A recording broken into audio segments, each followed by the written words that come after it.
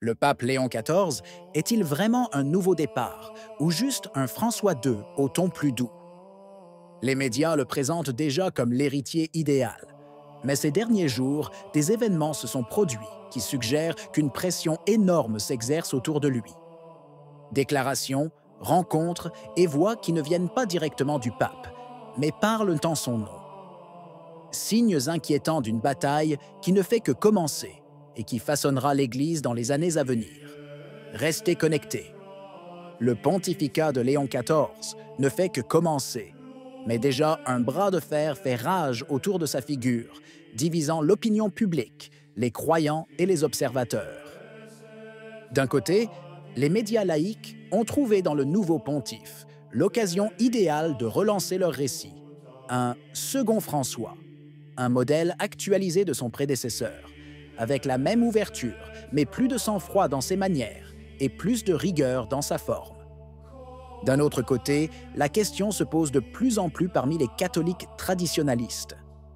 Léon XIII peut-il vraiment être le Benoît XVII, capable de freiner la dérive progressiste et d'insuffler une nouvelle vie à la tradition, ou s'il saura simplement gérer la situation existante avec la prudence d'un bureaucrate, sans jamais avoir le courage de renverser la situation?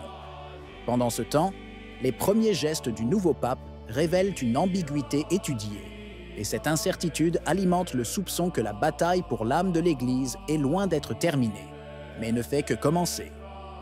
La presse internationale n'a pas tardé à placer Léon XIV dans un cadre bien précis. Le Globe and Mail, par exemple, a parlé d'un « modèle amélioré de François », expliquant que les cardinaux ne voulaient ni un anti-François, ni un révolutionnaire, mais un gardien appelé à stabiliser le navire sans à-coups. Dans cette lecture, Léon n'est pas un innovateur, mais un administrateur, choisi pour assurer la continuité et maintenir l'œuvre de Bergoglio, quoique sous une forme plus sereine. Le message véhiculé par les médias est clair. Le nouveau pape ne représente pas un tournant, mais la continuation d'un projet dont les piliers sont le Concile Vatican II et la synodalité.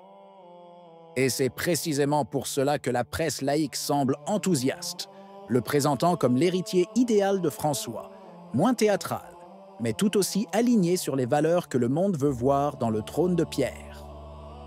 Derrière les applaudissements des journaux, cependant, un murmure de mécontentement s'élève. Parmi les catholiques les plus attachés à la tradition, nombreux sont ceux qui constatent que les homélies de Léon XIV, hormis quelques passages solennels, sont souvent vagues et incohérentes, incapables de parler clairement du péché, de la conversion et de la vie éternelle. Au contraire, on entend de nombreux appels à un « faire un monde meilleur » générique, un langage qui peut plaire au cercle laïque, mais qui laisse froid les fidèles en quête du feu spirituel. Les premières nominations épiscopales ne paraissent pas moins sérieuses, déjà considérées comme un signe de continuité avec les choix plus discutables de Bergoglio. Au lieu de voir des hommes courageux et fidèles à la doctrine, nous voyons des figures grises, voire suspectes, et cela alimente la croyance que rien de substantiel ne change. Ainsi, alors que les médias célèbrent un pape élégant et modéré, les traditionalistes craignent d'être confrontés à une copie plus raffinée de son prédécesseur, capable de consolider les ruines plutôt que de restaurer les fondations. L'épisode qui a le plus démontré l'orientation du nouveau pontificat a été l'audience accordée au père James Martin, un jésuite américain, figure bien connue pour son travail pastoral envers les personnes LGBTQ. La rencontre a eu lieu au Palais apostolique, et Martin lui-même l'a annoncé sur ses réseaux sociaux, accompagnant le rapport de commentaires enthousiastes. Selon ses propos, Léon XIV lui aurait adressé des paroles d'encouragement et de soutien pour son travail, réaffirmant le même esprit d'accueil qui avait déjà caractérisé ses conversations privées et publiques avec le pape François. Martin a décrit la conversation comme un moment profondément réconfortant, expliquant qu'il avait trouvé Léon serein, joyeux et encourageant. Il a ensuite indiqué que le pape lui avait demandé de poursuivre son engagement dans l'accompagnement spirituel des personnes LGBTQ et de leurs familles, soulignant que personne ne devrait se sentir exclu de l'amour du Christ et de la vie de l'Église. Le jésuite lui-même a publié un court récit écrit et quelques photographies, concluant par un message qui a immédiatement trouvé un écho dans les médias internationaux. Le nouveau pape, selon lui, poursuit sans hésitation la même attitude que François, bien qu'avec un trait plus personnel de réserve. Ce n'est pas un détail négligeable. Sur les questions qui divisent le plus l'Église contemporaine, Léon XIV ne montra aucun signe de correction ou de prudence, mais il donna à Martin la confirmation que beaucoup attendaient. D'où le tollé médiatique, qui a salué la scène comme une preuve tangible de la continuité bergolienne. Si le style peut sembler différent, le message reste le même. Parmi les thèmes les plus récurrents dans les discours du nouveau pontife figure la synodalité, le grand projet que François a imposé comme la marque de fabrique de son pontificat.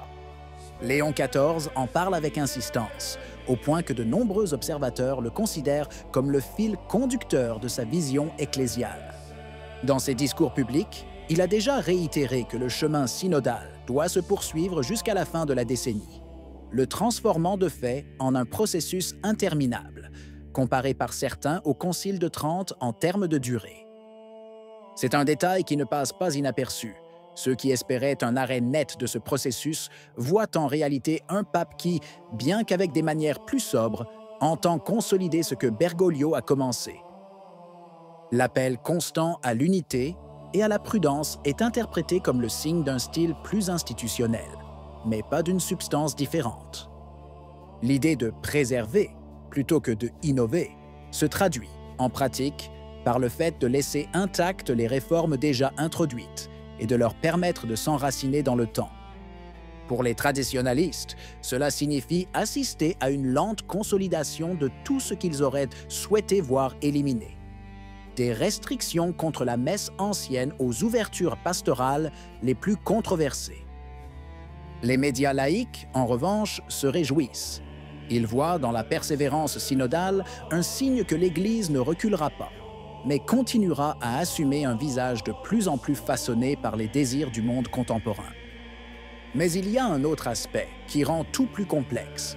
Souvent, ce n'est pas le pape qui déclare directement certaines positions, mais plutôt d'autres qui parlent à sa place. C'est le cas du père James Martin, qui, après l'audience, a publié son récit enthousiaste, le présentant comme la confirmation d'un message identique à celui de François.